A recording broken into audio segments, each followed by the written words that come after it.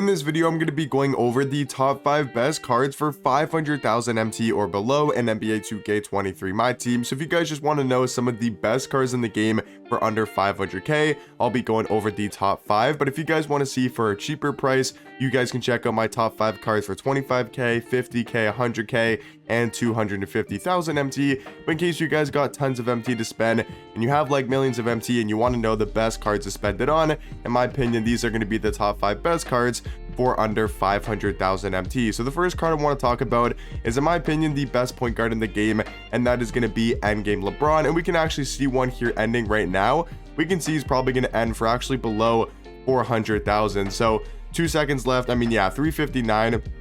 Maybe somebody got a last second bid in there for around 400k, but you can easily get this card for under 400,000 MT, which I think is still a great price tag for LeBron. Even though he's super expensive compared to most cards in the game, he's still going to be the best at his position. 6'9" at point guard. He's got a 7-foot wingspan. We know LeBron's going to have that crazy good player model like he always does in my team, so he's going to be such a good defender, really good at slashing to the paint. And then we know he's an endgame card, so going to have every single stat at a 99, and also going to have perfect defensive tendencies when it comes to the pass interception, on-ball steal, contest shot, and block shot. And then also, because he's an endgame card, gonna have 64 Hall of Fame badges, and then those same, animations that all the endgames have, the, KPJ base, Sadiq Bey upper, on very quick, this defensive size up for his dribble sigs, a tray escape, right, tray fade, and then all the endgame dunk packages.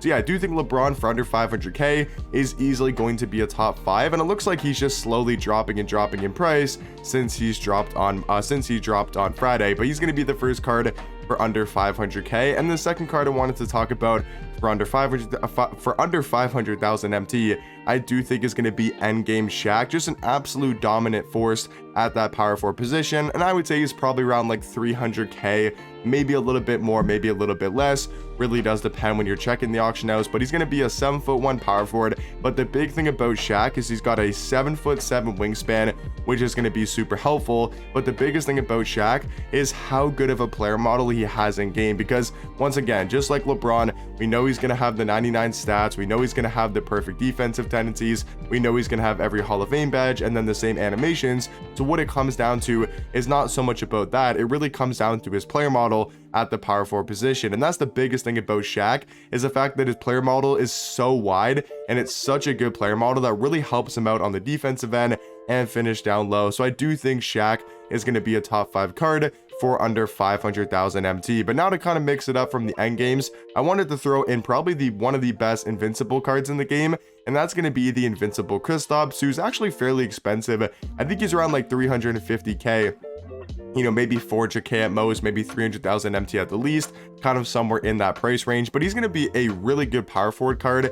I still think a Kristoff is amazing for his price. 7'3" at power forward, 7'6" wingspan. Not going to be your end game card, but still going to be a top tier power forward, right? Can really stretch out the floor, 99 3 ball, 99 mid range. And the thing about Kristoff is he's got a top tier jump shot for a power forward with his own base and his own upper on very quick timing. I think it's a super knockdown release. And then he's also a very solid defender for Kristoff, right? 99 in the defensive stat category, which is going to be amazing. And then also having that speed on Kristoff is going to be super helpful. So to have a Kristoff card with maxed out speed and defense is going to really help him out, because we already know he's going to be a top tier offensive power forward. And then I'll quickly just show you guys what badges he's missing on Hall of Fame. I'll quickly show you guys what badges Kristoff is missing on HOF. So Giant Slayer, Ankle Breaker, Handles for Days, Hyperdrive, Killer Combos, Mismatch Expert, Pick Dodger, and then does have Braun Ankle Break. Is that what he has on every single one? Yeah, I think it is. Or did somebody add a badge? Oh, I think this is somebody adding a badge. Yeah, so this is the base Kristoff with 55 HOFs and 4 gold badges.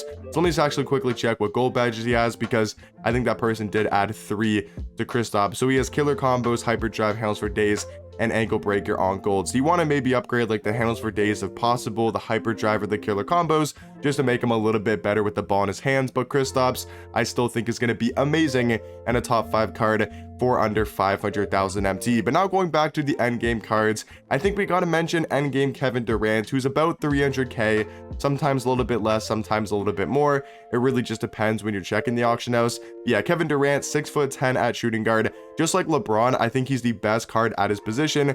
Same thing with Shaq. I think Shaq's the best power forward. Him and Manute, I think, are really close. And then Kristoff is just really good at the power forward position. But the nice thing about cards like KD and LeBron is, yes, they're going to be fairly expensive, but you get the best card at that position, and most likely for pretty much the rest of the year. Like for LeBron and point guards, the only point guards that will be better than LeBron most likely is Jokic and Ben Simmons if they get their end game cards, or if they give like a Giannis a point guard version.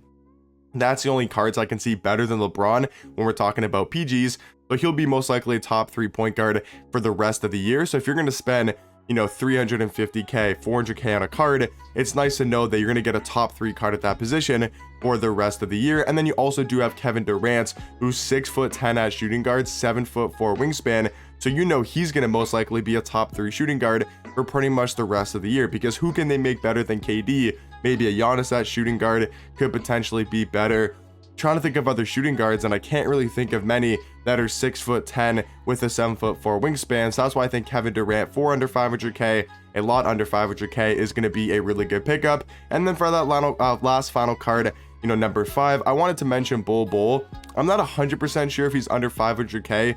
I think I've seen him end for around 500,000. It might be a little bit more or a little bit less, but the nice thing about Bol is he's 7'2" at small forward, 7'7" wingspan, and he's going to be such an elite defensive card in the game. But yeah, guys, that's going to be my top 5 best cards for under 500,000 MT. Just to give you guys a top 5 once again, not in order, but LeBron, you know, Shaq, KD, and then that invincible Kristoff's number 4, and then that 5th and final card is going to be Hero Bol. But let me know in the comment section down below if there's any other cards for under 500k you guys would include in this top 5, and I'll catch you guys in the next one.